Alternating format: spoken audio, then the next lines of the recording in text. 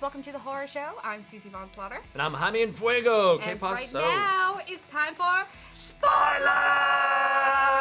Yes, we are getting spoilerific. Mine too, because I think you and I like to gush about some of those juicier plot points, don't we now? It's killing me. Yes. So first and foremost... Yes, we're talking about Life After Beth. Yes, Life After Beth, written and directed by Jeff Baena, and it stars Dane DeHaan. We've also got Aubrey Plaza, I love you lady. And then we have John C. Reilly. Hey, stop it. And we got John C. Reilly and Molly Shannon as her parents. And this film, well, you figure out pretty quickly she's of the undead, she's a zombie, but you don't really realize until later on that there's a full-on zombie apocalypse going down. Apocalypse now. And it's kind of funny how it happens, because it's not just like, again, it's not like dead people just walking around like, it's subtle. It's subtle, and again, because clues. she doesn't know that she's even dead. No. She doesn't even know it happened.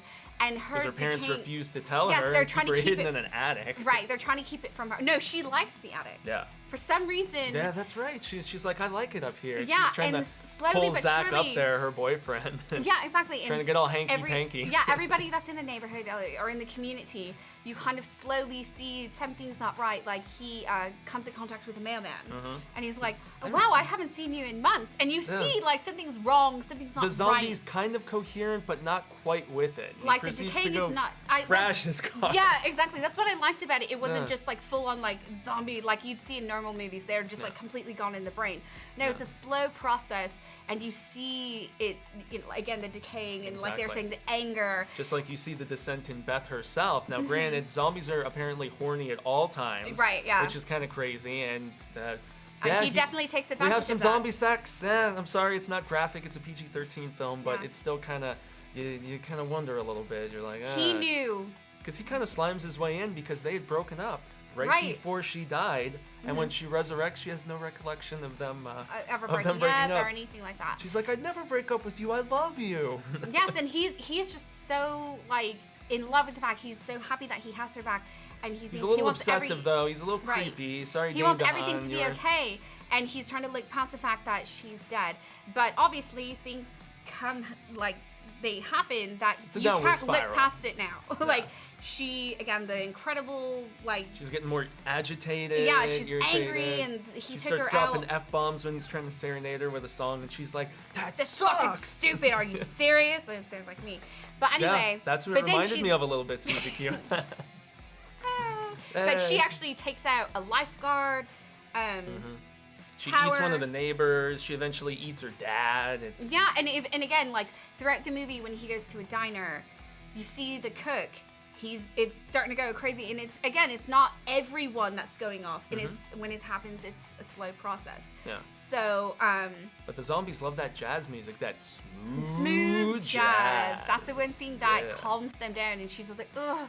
Oh, it's so good. It feels so warm. Which is why in the diner, when you hear the same music going on, that's when you start to pick up on, okay, maybe there's more than just her, and and it all builds up to full-on apocalypse. You've got dead people who used to be at his parents' house, who used to live there decades ago, relatives. just showing up. Oh, relatives, the dead and grandfather. they all want to go to the attic. I'm going to go to the attic. I like it in the attic. For some reason, they like it in the attic. Yeah.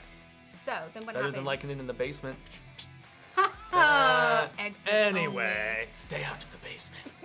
But in all seriousness, it comes to an apocalypse of sorts, but to give the full-on spoiler, they avert it, but not at the cost of Beth, because he has to do in his lady. He knows what he has to do. He realizes finally that it's not her, and she's not going to come back. No, she's too far gone, unfortunately, and as much as he loves her, he's got to do what he wants to do. Pop a cap in that head, yo. And he does, and she goes down. Does he double tap? She goes I don't down. think he does. Oh, that's when she goes down the hill. So technically, she's attached to the stove. If they do Life After Beth sequel, you never know. He didn't double tap. He got a double tap. That's very true. Man. I didn't even think about that. That's very true. Ooh. Left the door wide open, but yeah, it's a very dramatically tinged scene, though. I must say, it's a goofy movie at times, but that love, that connection we talked about in the regular review, it's there. And it's really emotional when he pulls the trigger at the end. I really enjoyed it. I had a little tear in my eye seeing my baby Aubrey getting going down the hill and made me sad. So, yeah, but tremendous film. I was really adamant about us reviewing this. So, thank you for the insight, Ms. Von Slaughter. Yes, you're very welcome. Yes. And we want to extend thanks to all of you guys for checking out our spoilerific review of Life After Beth. Thank you so much. Also, be sure to check out our site at thehorrorshowchannel.com. All of our social media has various information of the spooktacular variety as well. Twitter, Instagram, Facebook. Hit us up. We'd love to hear from you. Yes, we're always doing some crazy stuff. Yeah, and we have lots of stuff in store. And in the comments below, make sure to tell us what you think was the saddest zombie death you've ever seen. The one that in a film just really hits your heart. Like, oh man, why'd that person have to go? Yeah, Aubrey, I miss you. In any event, gracias again. Thanks. Thank you. And until we talk to all of you next time, stay scared. I'll bring it back for you. Come back to me, Beth.